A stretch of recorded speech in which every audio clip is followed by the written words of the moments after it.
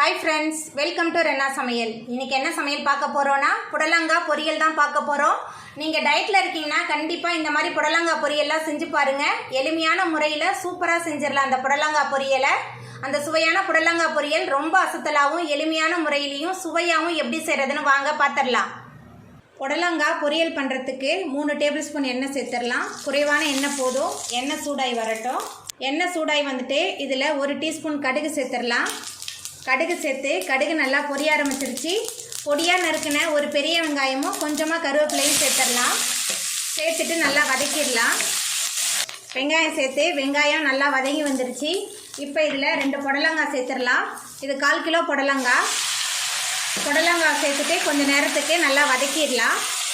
புடலங்காவை நறுக்கி நம்ம உப்பில் போட்டு நல்லா பிசைஞ்சிட்டு அதுக்கப்புறம் நம்ம அலசினோமா அந்த புடலங்காய் மேலே ஒரு மாதிரி சொரசொரப்பாக இருக்கும்ல அந்த மாதிரி இல்லாமல் நல்லா இருக்கும் புடலங்காய் நீங்கள் ட்ரை பண்ணி பாருங்கள் புடலங்காவை நல்லா வதக்கிடலாம் புடலங்காவை வதக்கியாச்சு இப்போ இதில் மசாலா தூள்லாம் சேர்த்துக்கலாம் குழம்பு மிளகாய் தூள் 1.5 டேபிள் ஸ்பூன் எடுத்துருக்கேன் மஞ்சத்தூள் கொஞ்சமாக சேர்த்துக்கலாம் உங்கள் காரத்துக்கு தகுந்த மாதிரி சேர்த்துக்கோங்க அதுக்கப்புறமா உப்பு சேர்த்துக்கலாம் உப்பு சேர்த்துட்டு நல்லா கலந்து விட்டுடலாம்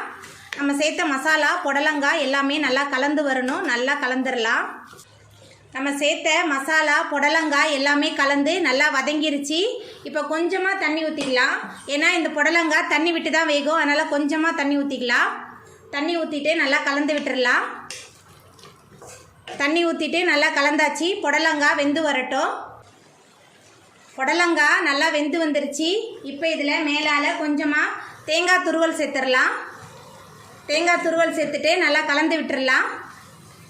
தேங்காய் துருவல் சேர்த்துட்டு நல்லா கலந்து விட்டாச்சு தேங்காய் புடலங்காய் எல்லாமே சேர்ந்து நல்லா கலந்து வதங்கி வந்துருச்சு இப்போ நம்ம அடுப்பை ஆஃப் பண்ணிடலாம்